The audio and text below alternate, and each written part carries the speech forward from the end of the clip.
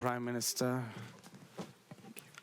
we are extremely grateful for your visit to Israel because you've come to visit Israel in our darkest hour, but we will overcome and prevail, and it will be our finest hour. I'm basing myself on a quote from Winston Churchill because I'm reminded every day now about what my late father, Chaim Herzog, told me about the days of the Blitz in London. He was there as a student in Cambridge and volunteered to help the civilian guard under bombardment in London, and then thereafter went to and joined the British Army and fought in World War II in the worst of battles.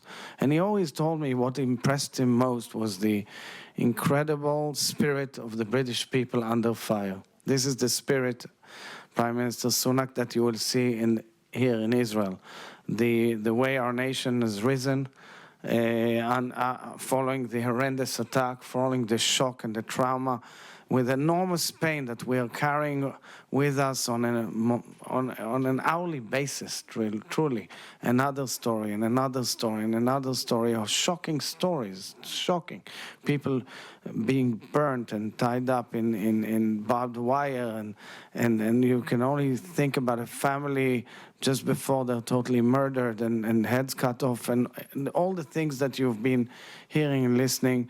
And therefore, this is a test for, the moment calls for who's our friend, who's with us. And you've been with us from first moment. And we are extremely grateful, Prime Minister, for your support and your decisions and your leadership in this respect. And we welcome you with an open heart because of this moment. We are at the frontier of a certain clash of civilizations. I mean, we are seeing an ISIS on our border, entering in our country, and it's an empire of evil, which we know is led from Tehran.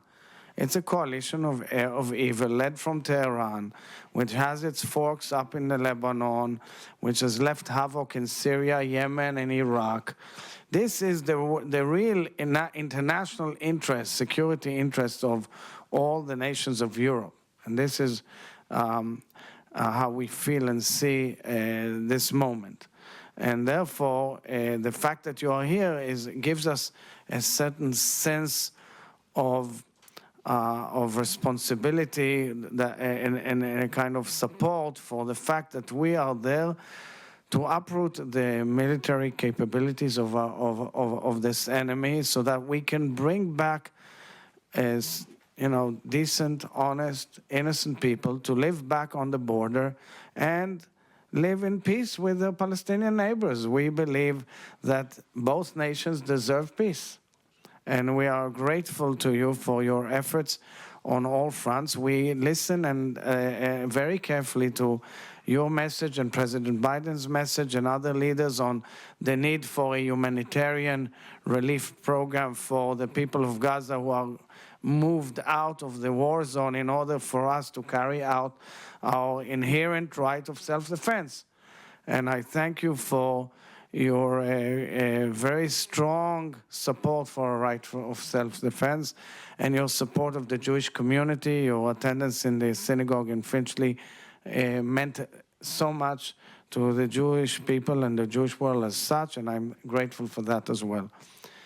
Finally, I want to raise the issue of what I call objective or unobjective reporting about this tragedy, because we feel that, and I've made it out public, that the way the BBC characterizes Hamas is distortion of the facts. We are dealing with one of the worst terror organizations in the world. And I know that in modern democracies such as ours and yours, you cannot intervene per se, but because the BBC has a certain linkage and it is known as Britain as such all over the world, there has to be an outcry so that there will be a correction and Hamas will be defined as a terror organization. What else do they need to see to understand that this is an atrocious terror organization? So thank you for your support. and welcome.